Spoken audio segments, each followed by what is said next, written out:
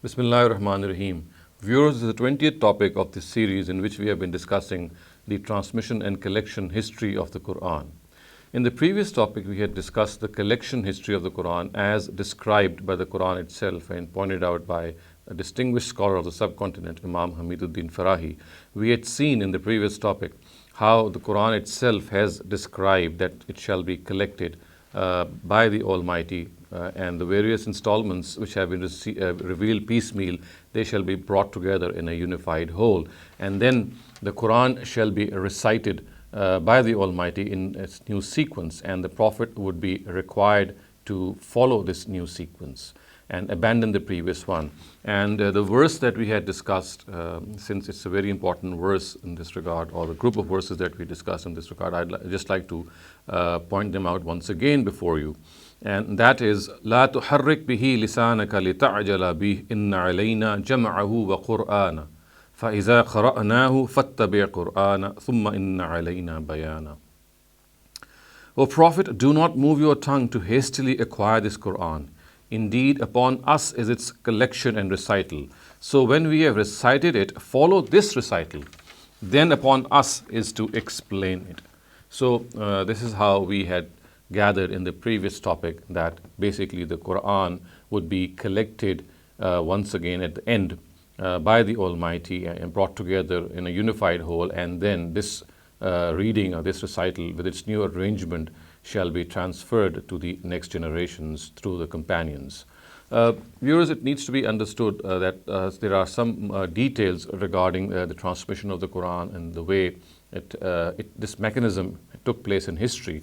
But before I describe the mechanism of the transmission of the history of the Quran, I would like, or the text of the Quran, I would like to point out certain characteristics of this final recital and the way it has been recorded in our history and hadith books, as well as certain other reference books, because this will put the whole discussion in its proper perspective. So the actual discussion or description of the transmission of the Quran shall begin later. But for the moment in this episode, I'd like to describe before you certain other details and characteristics and features of this reading of the Quran. So as I said, according to this verse, it was this final arrangement of the Quran with its recital which was transferred to the next generations by the companions. And again, we will see how this transfer took place. But for the moment, we need to realize that there are certain characteristics. And of course, as I said earlier on, that this final reading was actually the reading which had abrogated all previous readings, if there were any readings in the first chronological revelation of the Quran. And as we shall see in the later episodes, many of the remnants of these chronological sequence readings are still found in our hadith and tafsir books. And they are actually the remnants of these chronological readings. But as I said, the Quran has explicitly directed to abandon all the previous readings and follow the final recital of the Quran. Now, it needs to be understood that it is only this reading and only this recital which is found today in the Muslim ummah, all over the Muslim ummah, except a dozen or so countries which have a different reading of the Quran. And the reading that is found generally in all over the ummah is erroneously ascribed to Hafs, or we could say that it is ascribed to Hafs because of a certain reason. But later on, we shall come to the reason why actually this reading came to be described as the reading of Hafs. And as far as the reading found in those dozen Muslim countries, which is different from the one that we are aware of, we shall also discuss the reasons and also how it came to be found there. But as far as a very, very large chunk of Muslim population is concerned, it has been reading this very reading which the Almighty had directed the companions to transfer, or the Almighty or the Prophet to transfer to the next generation. Our earliest scholars called this reading to be Al-Qira'atul Amma, or the reading of the masses. And it was actually introduced in their books, in their treatises, and in their history as the Al-Qira'atul Amma. And we find the mention of Al-Qira'atul Amma being in various books, and it is being referred to in detail in the earliest Muslim books. And it is actually this reading, Al-Qira'atul Amma, about which we will discuss some more details just now before we will discuss in the later episodes how this Al-Qira'atul Amma came to be transferred to the Muslim Ummah and how it got the name of Qira'atul Hafs actually. And Hafs, of course, here refers to the student of Asim ibn Najud, one of the students of Asim, and it became famous by his name. And that we shall discuss later on. But actually, it is this very reading which was initially referred to by our earliest scholars as Al-Qira'atul Amma. Viewers, in this regard, I would also like to tell you that there are certain references which are found in our books, which I just referred to regarding this Al-Qira'atul Amma. And one of the earliest authority to specify the fact that this initial reading of the Quran, or the initial transfer of the Quran, which took place through the companions after the Prophet had actually given or consigned this reading to them, was called Qira'atul Amma. And the earliest reference that we can find in this regard, or one of the earliest authorities which has referred to in this name, is actually Abu Abdurrahman as-Sulami. And Abu Abdurrahman as-Sulami, who died in 73 or Hijrah or so, he was a person who taught the Quran for 40 years. For 40 years in Kufa. And this began from the time of the Caliph Usman and right up to the time of Hajjaj ibn Yusuf. These details can be found in history. So now I'm going to read out what is attributed to Abu Abdurrahman as-Sulami, and this has actually been recorded by Zarkashi in his Al-Burhan.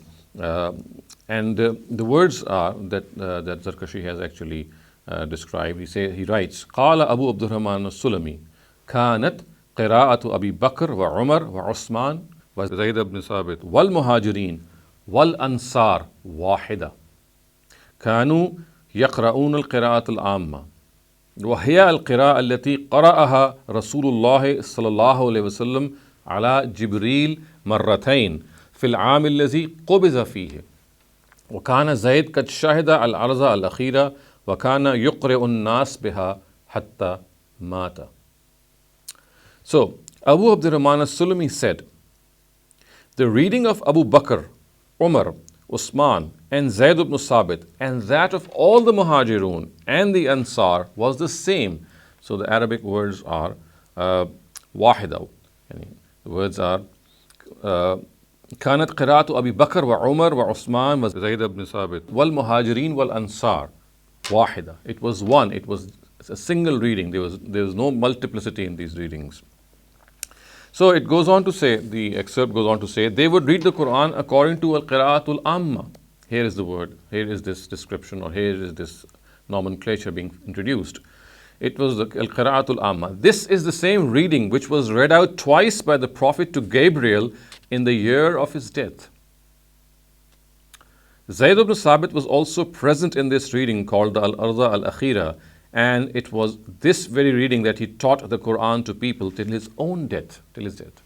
So this is how we find the mention of Al-Qira'atul Amma in earliest, being ascribed to the earliest authorities.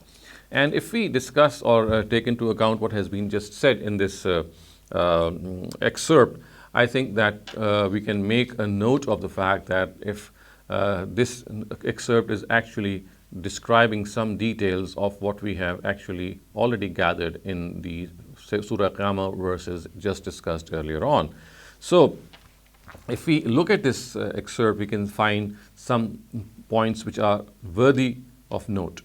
The first point worthy of note is that the reading of all the Muhajirun and all the Ansar was the same. It was wahida. And the excerpt even names Abu Bakr, Umar, Usman, the famous companions of the Prophet. Their reading was the same. There was no multiplicity of reading. So this is the first point worth noting. The second point worth noting is that this reading was called Al-Qira'atul Amma. So the words are Kanu Yaqra'una Qira'atul Amma, which means they were reading the reading of the common masses. The third point of note is that the Al-Qira'atul Amma was the same as the one revised twice in the Al-Arda Al-Akhira, which is the final review. So the final review, whatever was revised, whatever was finalized, this Al-Qira'atul Amma was the same as the one that was read out in the final review, which is called the Al-Arza Al-Akhira. And then we have the fourth point, which actually mentions that Zayd ibn Sabit was also a witness to this final reading. We have some other narratives as well, which tell us that Abdullah ibn Masud also was a witness to this final reading. So one can gather that there were other companions who might have witnessed this reading besides the Prophet himself when it was being finalized by Gabriel. Now, this is what Abu Abdurrahman as-Sulami has said. And about Abu Abdurrahman as-Sulami, we know that the first person to have selected the 7 canonical readings, and he is Abu Bakr ibn Mujahid. So, about Abu Abdurrahman as-Sulami, Abu Bakr ibn Mujahid says that he had taught the very reading on which Usman had striven to gather the ummah on. So, Abu Abdurrahman as-Sulami is the same person about whom we find Abu Bakr ibn Mujahid pointing out that he had read, or he was teaching the reading which was the same as the one on which the Caliph Usman had striven to gather the ummah on. And he writes, أول من أقرأ بالكوفة القراءة الذي جمع عثمان رضي الله تعالى عنه الناس عليها Abu Abdurrahman as-Sulami. So the first person who taught the reading in Kufa on which Usman had gathered the people was Abu Abdurrahman as-Sulami. And as I said, this is what has been pointed out by Abu Bakr ibn Mujahid. Viewers, we have already seen in the light of various narratives that the Quran was revised twice between the Prophet and Gabriel in the last Ramadan before the Prophet himself had passed away. We had discussed and reviewed these narratives when we were discussing the issue of the collection of the Quran. So just to recap, we find that this Arza al-Akhira, which is referred to here again by Abu Abdurrahman as-Sulami, was the instance in which the Quran was revised twice. So we find narratives, various narratives, and one of them is the one I'm just going to read out once again before you. This is recorded by Imam Bukhari in his Al-Jami' al-Sahih, and is reported by none else but Abu Huraira himself. So Abu Huraira, the words are, An Abi Huraira قال كان يرز على النبي صلى الله عليه وسلم القرآن كل عام مرة فعرز عليه مرتين في العام الذي قبض فيه. Abu Huraira stated that the Quran would be presented to the Prophet each year, and the year he died, it was presented to him twice. So there are two important things to note here, that once that the Quran was revealed, whenever the Quran would be revealed, there would be a review between the Prophet and Gabriel each year of the revealed Quran in that whole year. So in various years, we would find Gabriel and the Prophet reviewing and revising the Quran between one another in each of the Ramazans.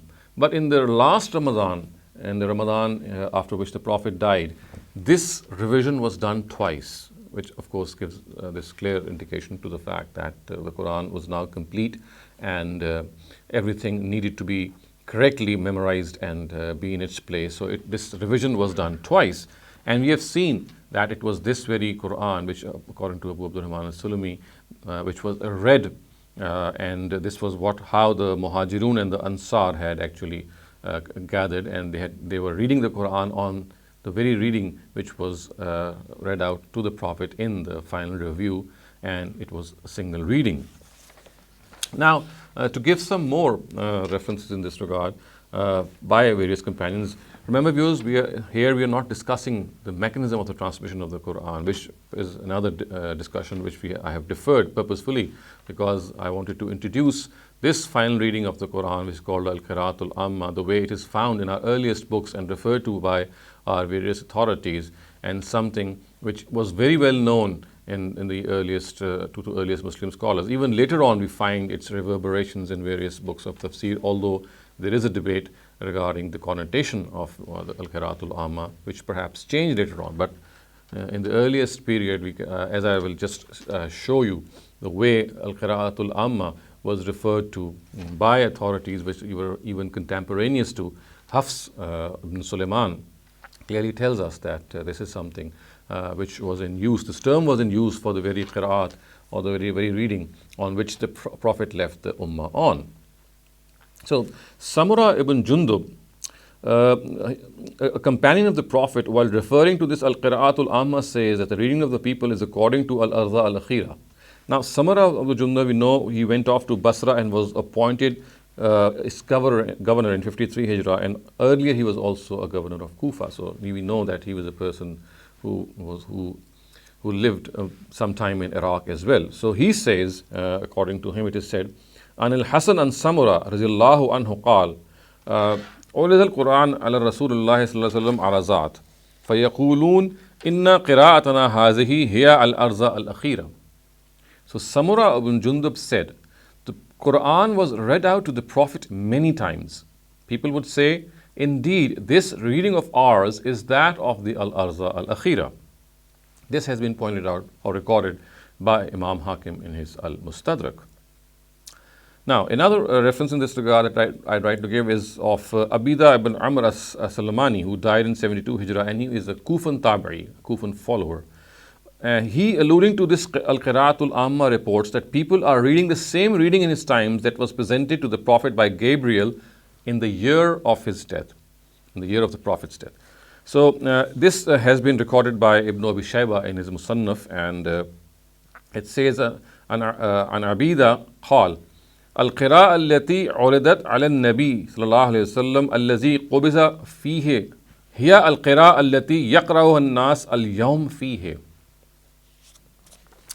Which means that Abida said, the reading on which the Quran was read out to the Prophet in the year of his death is the same according to which people are reading the Quran today. So the point that I'm making is that these earlier Tabi'un, or the successors, or the people following the generation of the companions themselves, are alluding to this very first generation statement made earlier on, that the final review which took place in the Ramadan before the Prophet left us, that the Quran was revised twice, and then the reading was consigned to the companions. The Prophet then read this out, and we find authorities telling us that it was this reading of the Al-Arza Al-Akhira which came to be known as the Qira'atul Amma, or the reading of the masses, or reading of the common people. And we find references to this by various authorities. I have already referred to Samura ibn Jundub, and we have Abida ibn Salmani. So we have people referring to this. And now let me point out Muhammad ibn Sirin himself. So he is a Mawla of Abdullah ibn Abbas. He lived from 34 to 110 Hijrah. He is a Basran jurist of his times, and regards the readings, and he says that that the reading of his times to be the same as that of Al-Arza Al-Akhira. And he records, the words are, Kana Jibreel Ya'rizul Qur'an ala Nabi sallallahu alaihi wasallam kulla aamin marratan fi Ramadan. فلما كان العام الذي توفي فيه عرضه عليه مرتين. So it says that كان جبريل يعرض القرآن على النبي صلى الله عليه وسلم كل عام مرة في رمضان فلما كان العام الذي توفي فيه عرضه عليه مرتين. He presented to him twice. قال محمد فأنا أرجو أن تكون قراءتنا الأرض الأخيرة. So Muhammad ibn Sirin said, Gabriel would present the Quran before the Prophet each year in the month of Ramadan. In the year he died, Gabriel presented the Quran to him twice, and I believe that our reading is that of Al-Arda Al-Akhira. So this has been recorded by Ibn Sa'd in his At-Tabaqat Al-Kubra, already referred to earlier, as I said. So this is how we find a person like Ibn Sirin referring to it. And then viewers, I would like to give another reference in this regard, and and this reference is about Muhammad ibn Qarb al-Qurzi. He is a Tabi'i of Medina. We have seen people from Basra and Kufa already, and now we have an evidence from Muhammad ibn Qarb al-Qurzi. He is a Tabi'i of Medina, and he is actually referring to the unanimous reading once again, and that unanimous reading which we have already seen being referred to by Abu Abdurrahman as-Sulami as Wahida, as the same. He says, and this has been recorded by Jeffrey in his Muqaddamatan fi Ulum al-Quran, also referred to as Kitab al-Mabani. He says, Ra'aytu masahifa salasa mushafan fihi qira'atu ibn Mas'ud wa mushafan fihi qira'atu Ubay, mushafan fihi qira'atu Zayd, فَلَمْ أَجِدْ فِي كُلٍّ مِّنْهَا مَا يُخَالِفُ بَعْضُهَا بَعْضًا. Which means, I saw three Masahif. A Musaf which contained the reading of Ibn Masud, another which contained the reading of Ubay, and another which contained the reading of Zayd. So he was actually referring to the fact that three of the celebrated companions of the Prophet, Ubay, Ibn Masud, and Zayd, he saw masahif which belonged or which contained the reading of these three companions.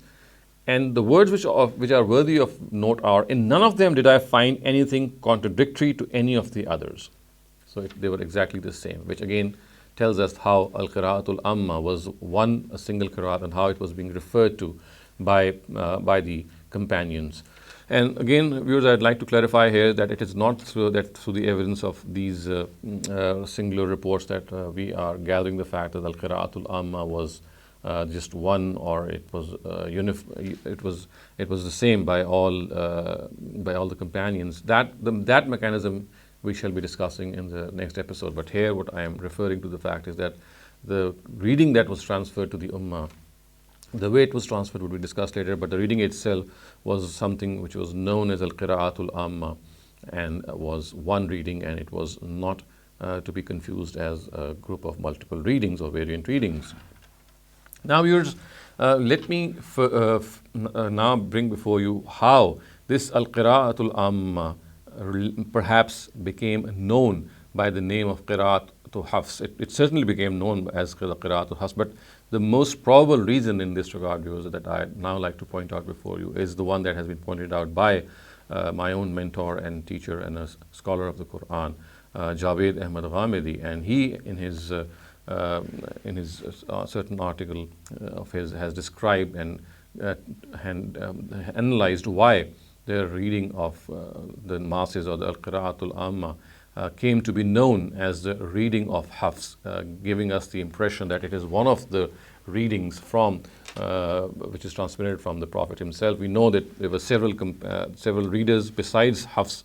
In all, we find actually 7 famous readers who had transmitted these readings, these canonical readings, which was chosen by Abu Bakr ibn Mujahid. I have discussed them in a lot of detail in my earlier talks. They can be referred to, all their names, but for the moment, what I am discussing here is that how al-qira'atul amma became to be known as the qira'at of Hafs. So in this regard, we need to understand that the reason that Ghamidi has presented is that contrary to what other qaris or qurra were prone to, they had their own ikhtiyar, which meant that they had the authority to choose between the readings of the companions and then synthesize their own reading. So contrary to that, Hafs never had an ikhtiyar. All he had was that he read the al-qira'atul amma in the exact accent and pronunciation and dialect of the Arabs. He would take pains in reciting the Quran the way the Arabs used to recite the Quran in its proper pronunciation, and he would give due regard to sukoon, rom, ishmam, ibdal, naql, idgham, hazf, isbat, ilhaq. All these are terms of tajweed which perhaps did come into, they were coined much later, but the concepts that they conveyed, of course, existed. So it was like saying the fact that Imam Hafs was actually reciting the Quran in the lahja of the Arabs, and this would be a very coveted thing. And it is because of this very reason that his reading, this al-qira'atul amma, became more known by qira'atul Hafs, because he was reading the qira'atul amma by in the manner of the Arabs, the way Arabs would read, and such was this precision and such was this exceptionally good quality of his reading that al-qira'atul amma became famous by his name. And viewers, this is something in my own opinion that this is precisely the reason why he is referred to as siqatun sabtun zabitun in reading the Quran.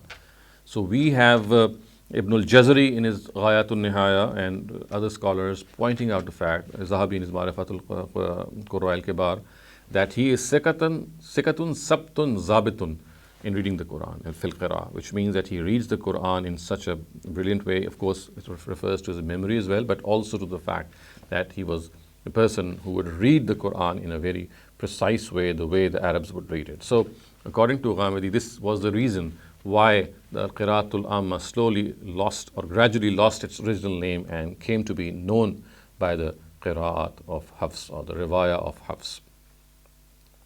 Now, viewers, I have already pointed this out that as far as some of the contemporaneous scholars are concerned who lived contemporaneously with Imam Hafs, we can clearly see that they were using the term of Qira'atul Amma as well.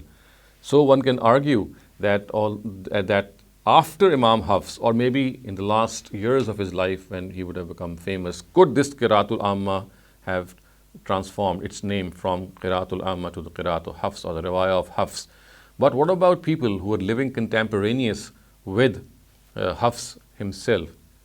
They could not have used Al-Qira'atul Amma in any other sense. So if they were using Al-Qira'atul Amma in their works, and these people were almost contemporaneous, some even lived before him, some contemporaneous to him, some right after him, they used the word Al-Qira'atul Amma in their works.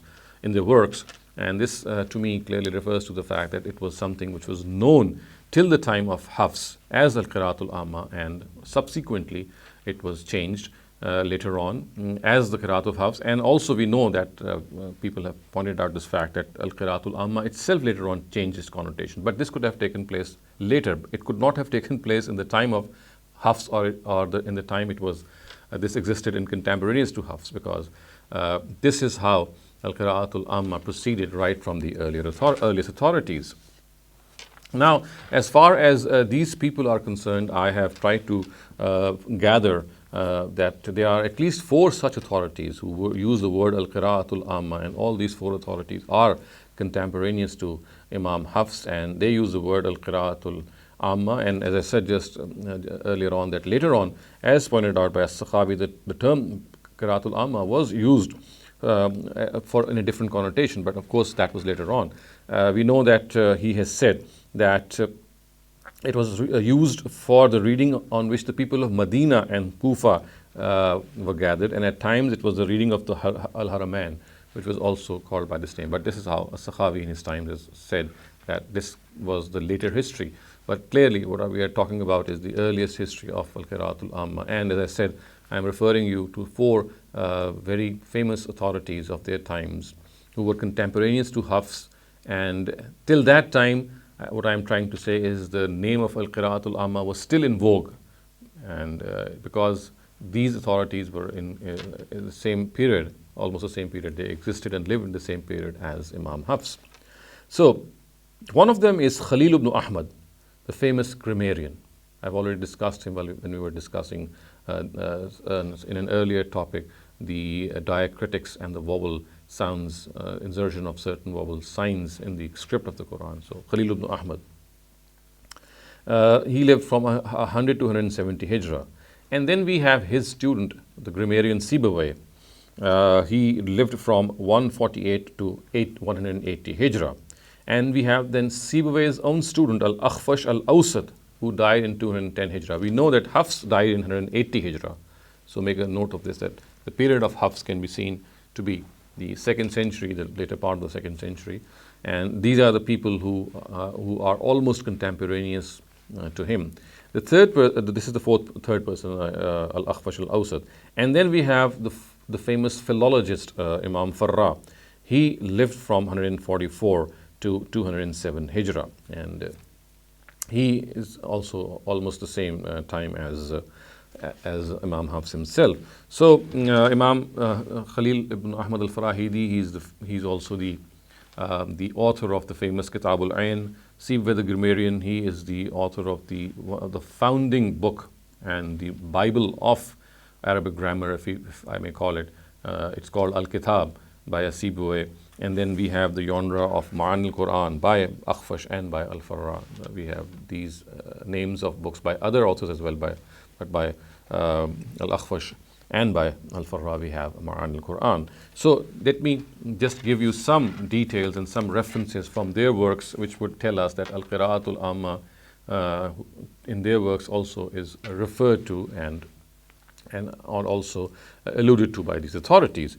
So first let me take up Khalil ibn Ahmad.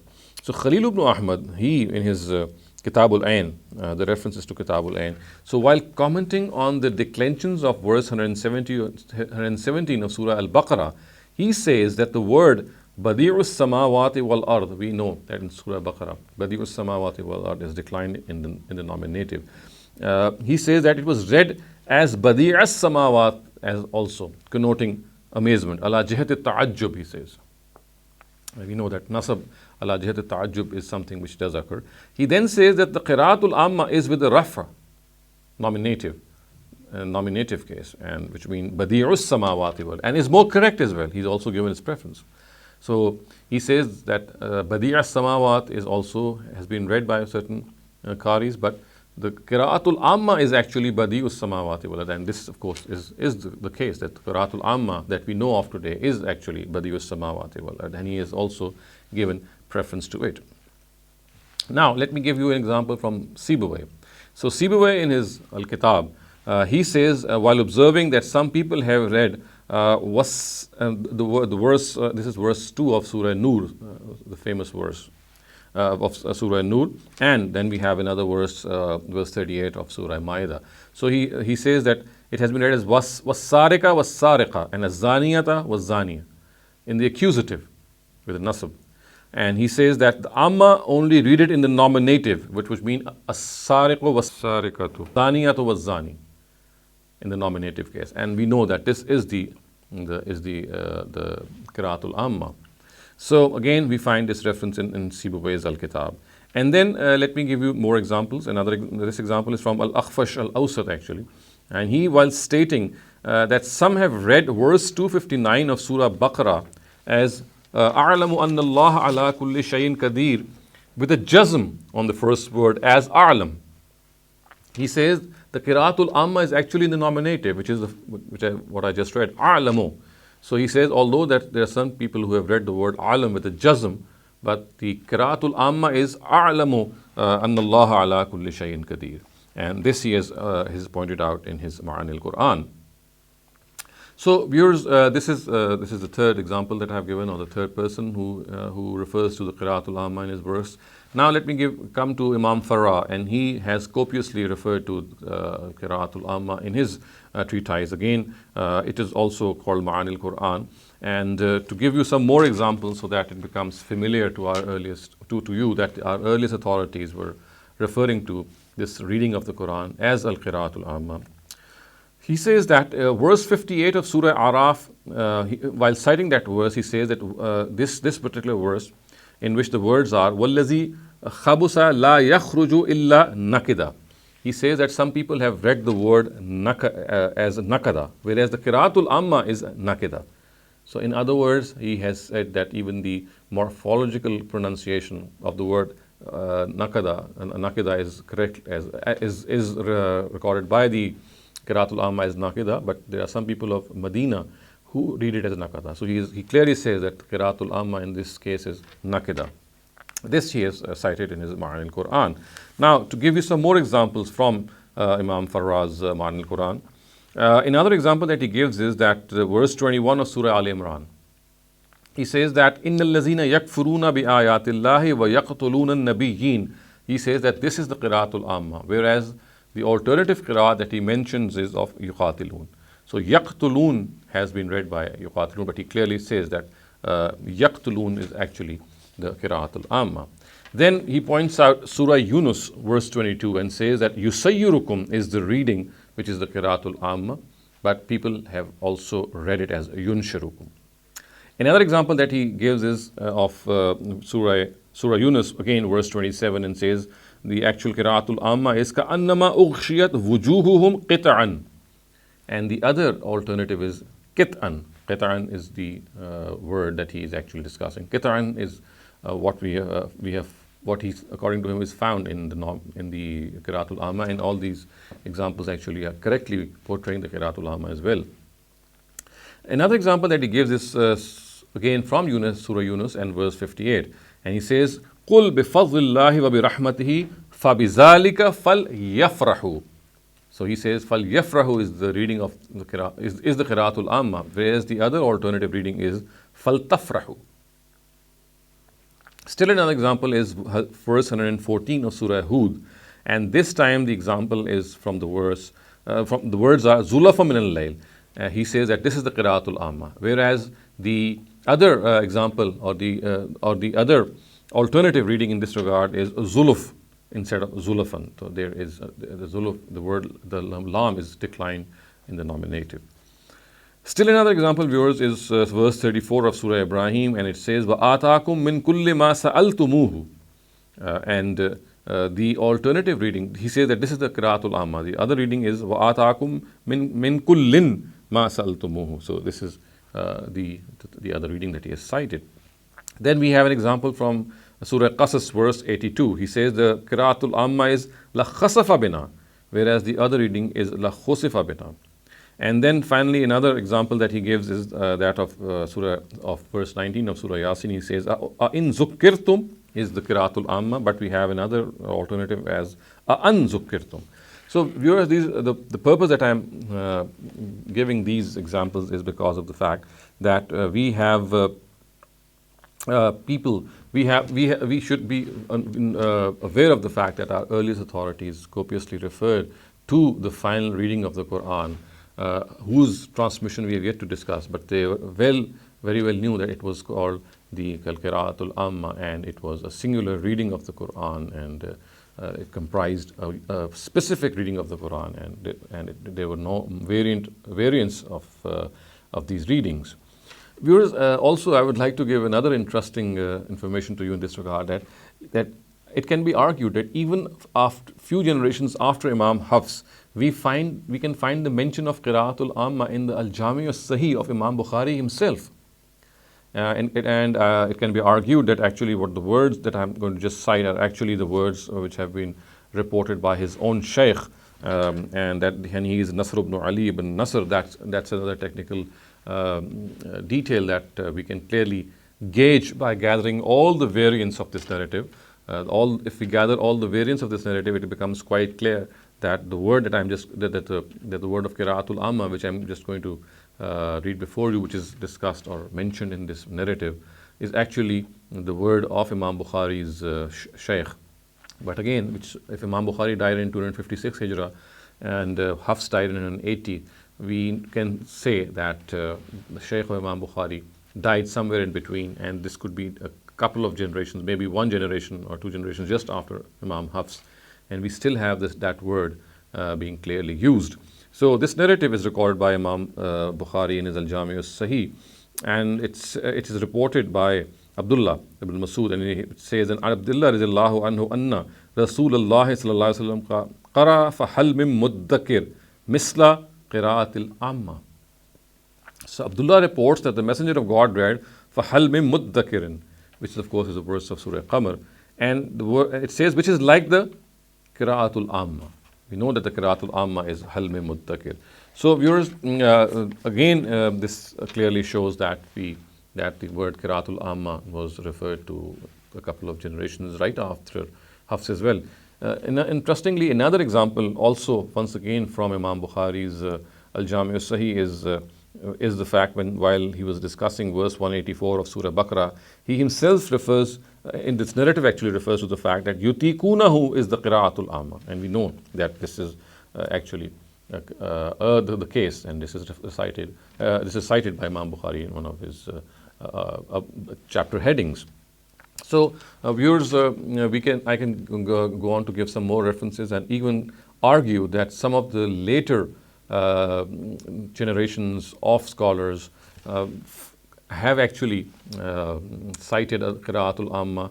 I can cite as a Makhshari, I can cite lexicographers like Zubaydi in his Taj al-Urus, Ibn Manzur in his Lisan al-Arab, other exegetes like Ibn Jarir Tabri and Imam Razi, all referring to Al-Qira'atul Amma in their own times in some form or the other. And in many cases, it is the same as the Al-Qira'atul Amma that we know today. But as we know that this connotation later on changed. So I'm not going to make my case by arguing from their works, which of course are later works and about which we can have two opinions. But what I have posited here is that people who are contemporaneous to Imam Hafs himself, till his times, till the time that the Qira'atul Amma was still called Al-Qira'atul Amma, and it was yet to be transferred or given the new name of Qiraat Hafs, we can see that contemporaneous scholars contemporaneous to Imam Hafs, referring to Al-Qira'atul Amma as the reading which was the one which the Prophet left behind and asked his companions to deliver or to transfer to the rest of the Ummah. So summing up, viewers, this episode actually revolved around the fact that I'd want you to point out that the earliest authorities refer to the final reading of the Quran as the Al-Qira'atul Amma, and it was well known to the earlier authorities. Only later on, for certain reasons which I just cited, did it became known as the Qira'atul Hafs. Inshallah, in the next episode, we will now discuss how this Qira'atul Amma was transferred to the later generations, and how we, in our own knowledge of history, can gather that the process of the transmission of the text of the Quran took place. So that would be the topic of the next episode. Until then, أقول قولي هذا واستغفر الله لي ولكم ولسائر المسلمين والمسلمات.